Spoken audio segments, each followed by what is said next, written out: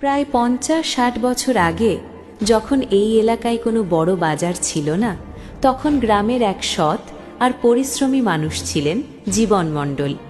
তিনি দেখতেন চাষিরা ফসল ফলাচ্ছে, ঘাম ঝরাচ্ছে, কিন্তু ন্যায্য দাম পাচ্ছে না। তাই নিজের জমির একাংশে সপ্তাহে একদিন বাজার বসার অনুমতি দিলেন। ছোট্ট সেই বাজার ধীরে ধীরে পরিচিত হয়ে উঠল জীবন মণ্ডল হাট নামে। কিছুদিন যেতে না যেতেই হাটে ভিড় বাড়ল, মানুষ বাড়ল, মাঝে মাঝে বিবাদও তৈরি হলো।